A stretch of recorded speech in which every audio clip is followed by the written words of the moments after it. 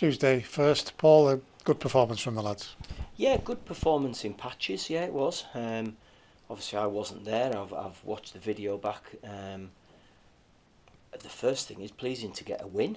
That's a start point. Pleasing to get some goals. Great finish from Dan Butterworth for the first goal, and Terry was Johnny on the spot for the other two. I mean, the one where he goes through and drills it past the keeper is a real good finish, but keeper makes a save and he's there for a tap-in, which is, it does not look about that. That's been in the right place at the right time. So a lot of good things. It was good that some of the lads got the 90 minutes because that's important, and I think, looking at it and looking at the physical data, they need games. They need to be fitter, because we're finding this is a real tough league that we're competing in at the moment, and we need everybody to be up to speed. We need everybody who can actually deal with a 90-minute League One fixture, which we're talking to be successful. We're looking at anything between 10 and 12 kilometres a game. When you fall away from that, like we did against Orient, you've got a good chance that you're not going to win. And for me, that's what we've got to get, a group of players who are all capable of doing that. So Tuesday would certainly have helped that. They responded, didn't they? They gave that tempo all the way through. Some of the moves didn't come off, but a lot of them did.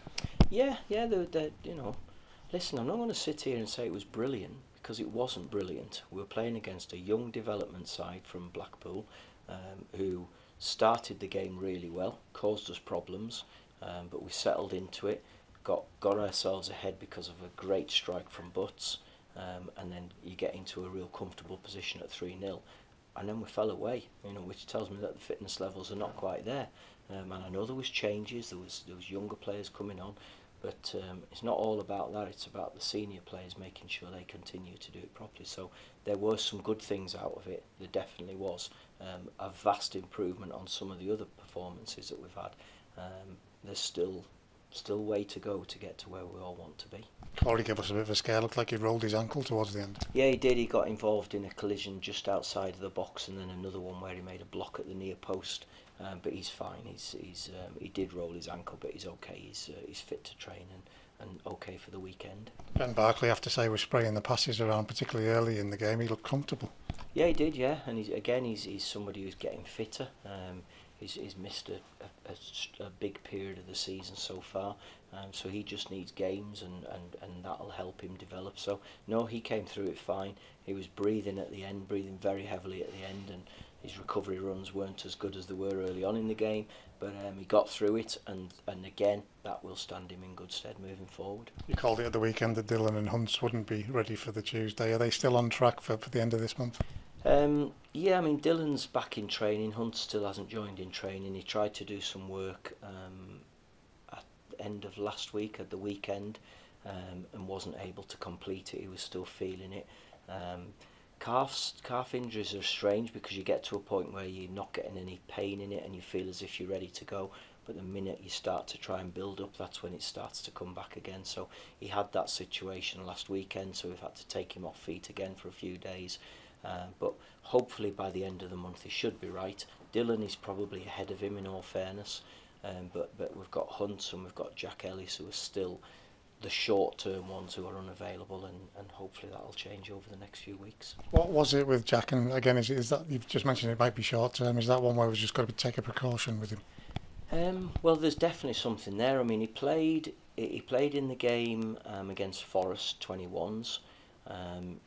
The group who played in that game came out on the Thursday and did a bit of a recovery session, a little bit of football, and he went in afterwards and complained of having some soreness in his groin, in his hip region, and we then assessed him again on the Friday, and it was too sore then to come out and train, and it's been the same since that point. So I haven't been given a date for him to return, but we're having to just nurse him back just to make sure that he gets rid of the pain, and he's starting to do some gym work and starting to build up, but he's not fit for this weekend anyway, and we're just going to have to wait and see. And the other two, JJ and Taylor, we know exactly where we are with them. They've just got to keep plugging away. Yeah, I mean, it was good to see Taylor out on the grass today. We've been up at Gretna this morning training because of the rain, and Taylor did his running out on the pitch up there, so that was good to see him back. And again, we've just got to keep working with him. We're still looking at November for Taylor, because we've got to be right with him, with it being sort of an injury, not the same injury site, but a similar injury in a hamstring strain. We've just got to make sure that we're getting right. Looking back at last Saturday, Paul, a defeat to a goal like that, they're the type of things we have to eradicate, aren't they? Yeah, we do. We've got to be better in both 18-yard boxes. That's the top and bottom of it. I mean, if I go over the game, the first half we have to be better all round. We've got to have a better tempo, better life about us, and then you've just got to play much better than we did in that first half. So we end up going in a goal down because of a poor goal, really poor goal we've given away. And then second half, I thought we had a bit more about us.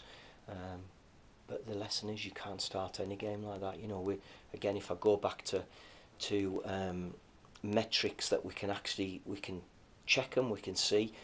Working is the basic for us. You have to have a great work ethic. We had 9-10 players against Bolton who went over 10 kilometres in the game. We had 4 against Orient.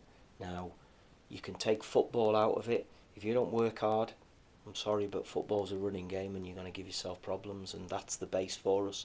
So they know that. Players have been shown it, have been told it, and we cannot have such a gulf between the level that we got at Bolton and then the level that we got against Forest and the level that we got against Orient. There has to be it's got to be closer. We've got to have a bit more consistency, and then on top of that, we've got to be much better with the football, particularly in both 18-yard boxes. And definitely all of that when you play in the only team in the division that hasn't been beaten yet.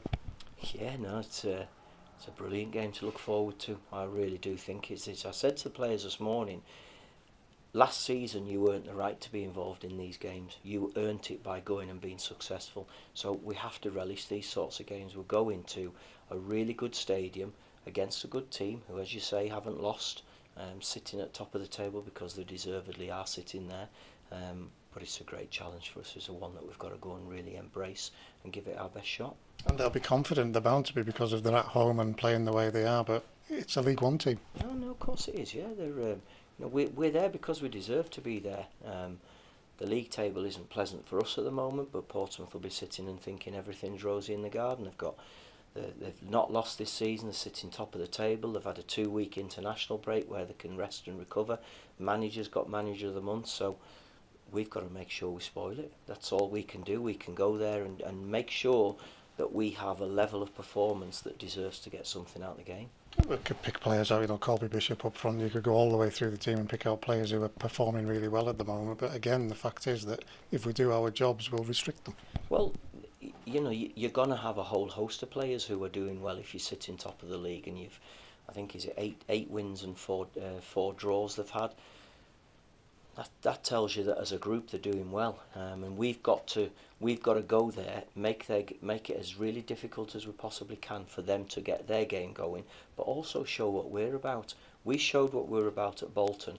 Unfortunately, we didn't do it in our next league game at home against Orient, and now the next one for us to show is Portsmouth away.